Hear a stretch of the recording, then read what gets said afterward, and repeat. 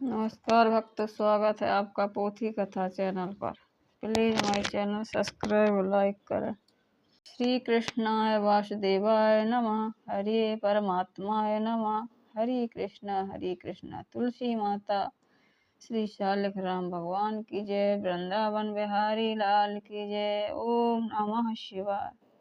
शरद पूर्णिमा के दिन से ही कार्तिक मास आरंभ हो जाता है। इस कार्तिक मास से ही 33,000 कोटि देवी देवता मनुष्य के निकट हो जाते हैं। ये पवित्र मास की श्री कृष्ण का प्रिय मास है। तपस्या करने के लिए मास सबसे अच्छा माना जाता है। भगवान श्री कृष्ण कहते हैं कि सभी पौधों में से हमें तुलसी का पौधा सबसे प्रिय है। सभी महीनों में से हमें कार्तिक का महीना बहुत प्रिय है। कार्तिक के महीने में दान पुण्य का फल बहुत मिलता है। इस महीने में तुलसी जी की पूजा करनी चाहिए। जिस घर में तुलसी जी की पूजा होती है वहाँ कभी अकाल मृत्यु नहीं होती। कार्तिक के महीने में भगवान विष्णु और भगवान श्री कृष्ण की पूजा की जाती है। इस महीने में तुलसी जी का विवाह, दीप दान और गंगा जी में स्नान करने से कई गुना पुण्य की प्राप्ति होती है। कार्तिक के महीने में ही तारा भोजन किया जाता है, यानी कि जो लोग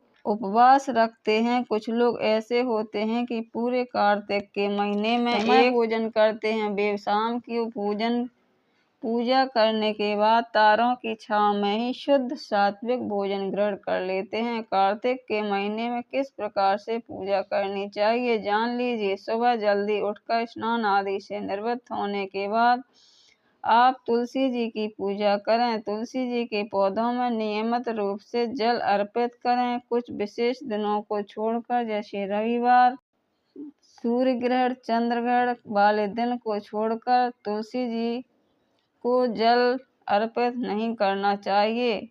तुलसी जी को दीपदान भी किया जा सकता है। तुलसी जी की परिक्रमा करनी चाहिए। पूजा करते समय भगवान विष्णु की पूजा करें। ब्राह्मणों को भोजन करा के उन्हें दान दक्षिणा देकर संतुष्ट किया जाता है। कार्तिक मास के अंतिम दिन यानी कार्तिक पूर्णिमा के दिन व्रत का उद्यापन किया जाता है। एक प्रसिद्ध कहानी है।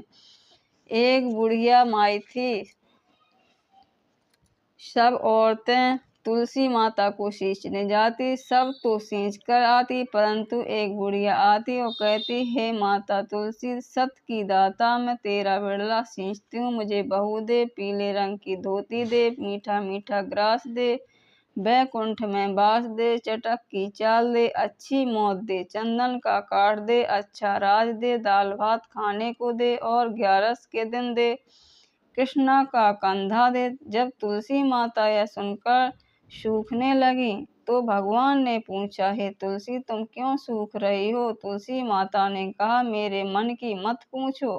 तो भगवान ने कहा, अगर मैं यह बात नहीं पूछूंगा तो कौन पूछेगा? तो तुलसी माता ने कहा कि एक बुढ़िया रोज आती है और यही बात कह जाती है, परंतु मैं सब बातें तो पूरी कर दूंगी, लेकिन कृष्ण का कंधा कहाँ से दूंगी? तो कृष्ण भगवान बोले कि जब वह मरेगी तो अपने आप कंधा दे आऊंगा। तू बुढ़िया माई से कह दियो।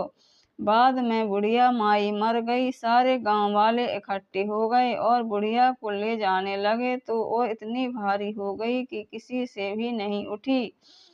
तब सबने कहा, यह तो इतनी पूजा पाठ करती थी, पाप नष्ट होने की माला फेरती थी, फिर भी भारी हो गई।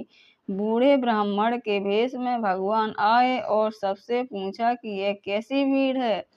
तब आदमी बोले, यह बुढ़िया मर गई है, पापड़ी थी, इसीलिए किसी से नहीं उठती। तो भगवान ने कहा, मेरे को एक बात कान में कहने दो तो उठ जाएगी। तो भगवान ने कान के पास जाकर कहा कि बुढ़िया माई, मन की निकाल दे, पीताम्बर की धोती ले, मीठा मीठा ग्रास ले, बैकुंठ का बास ले, चटक की चाल ले, चंदन का काट ले, झालर की झंकार ले, दाल भात की जीभ और कृष्ण का कंधा ले। फिर यह बात सुनकर बुढ़िया माई हल्की हो गई। भगवान जी अपने कंधे पर ले गए और मुक्ति मिल गई। हे तुलसी माता, जैसी उसकी मुक्ति करी वैसी हमारी भी करना, और जैसे भगवान ने कंदास को दिया वैसा हमको भी देना। जय तुलसी माता की।